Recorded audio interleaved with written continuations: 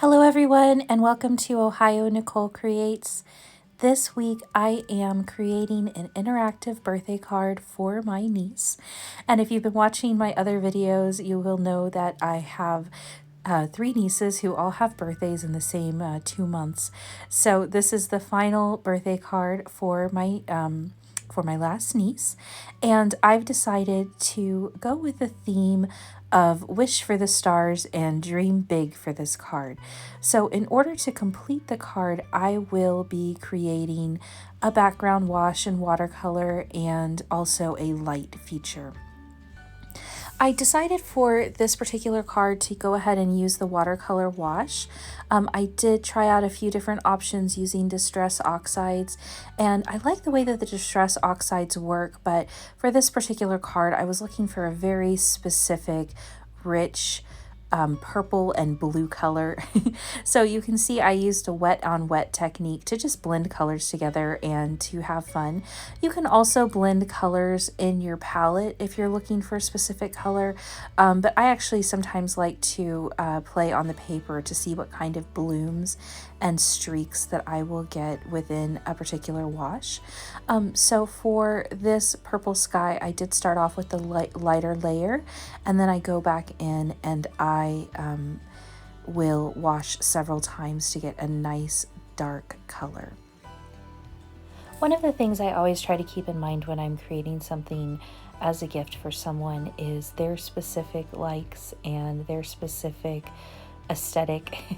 And also when I'm making a project like this, I really want the recipient to know that it is something made by hand. It's not perfect. It's not made by a machine or bought in a store, and that it has heart in it. And so this card in particular, it really reminded me of when I was a child and how much I enjoyed looking at the stars.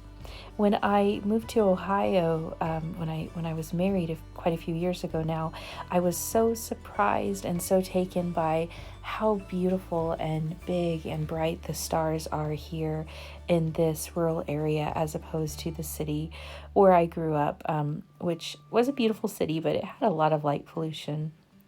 And so I really wanted to recreate that kind of wonder of just having this vast dark sky filled with so many beautiful stars, so many stars that you're overwhelmed by them. And it's really, you can't even count the number. To complete the next step, I once again start with the wash, and I wanted to give a little bit of a different effect or a different texture for this hill. And I'm not sure that it is 100% what I imagined, but I think it works really well for this particular card and the specific aesthetic of this card.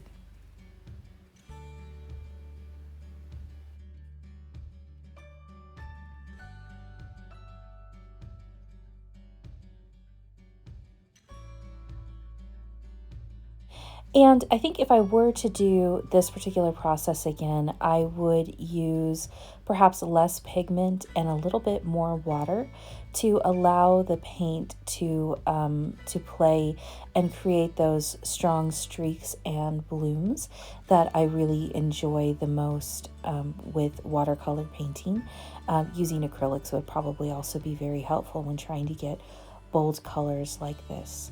So here I'm applying the last color, and I'm using my Prima Confections palette. I used the Currants palette for the sky, and I'm using the Woodlands palette here for the grass, as well as my heat gun, just to kind of speed up the process of moving back and forth between the different layers of paint. Once I am done, I will begin to work on the actual construction of the card and to start to think about where all of the elements will best play together.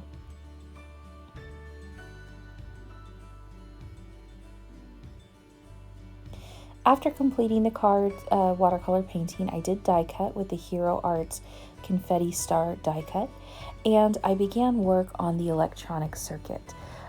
For the electronic circuit, I used lights from the ChibiTronics kit, and I will link below to the name for this kit. And I must confess that I took the kit over to my father-in-law's house and I said, show me how to do this. Like, show me how to complete a circuit. So it was a little bit of trial and error on my part to get the circuit to work. I'm someone who very much learns by watching. So working with my father-in-law was really helpful, and he gave me some tips for how to draw out the circuit, and we did a little bit of troubleshooting. For example, I found that putting the battery negative side down helped to reduce the amount of contact between the positive and negative elements of the circuit. And we also played with the idea of the trap door. So there I'm completing the circuit and then testing it to make sure it works. And I did notice that the copper wire did shine through the stars. So in addition to adding foam tape to pop up that top, I put a piece of vellum behind it so that you were able to see the light and the kind of translucent white, but the eye would not focus on the copper wire of the card. And there are some really great videos for completing the circuit. I will link down to my favorite video below if you'd like more detailed directions on how to complete the circuit. And I did end up putting a piece of acetate over the completed cardstock with vellum, just so that the glitter in my shaker element wouldn't fall into any of the stars holes. I also used the Lawn Fawn stitch rectangles die in order to complete a frame for the entire card.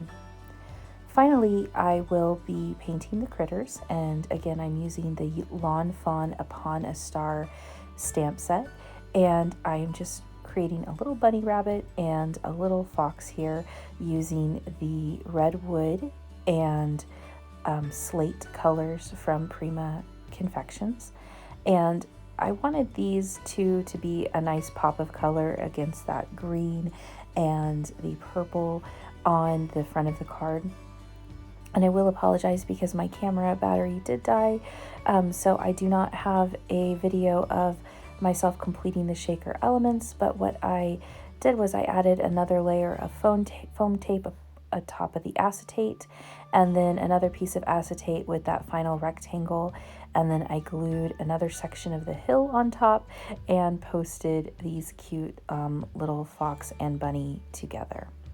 And then here is my completed card. I do have some gold glitter between the layers of acetate, and when you push the button, the card lights up, which was a lot of fun. I used heat embossing for the Make-A-Wish sentiment, and I think the card came out really well. Have you ever used light elements in a card? If so, let me know. Do you have any tips? This was a great learning process for my first interactive light card, and my niece was actually really pleased with that, so that's a win in my book.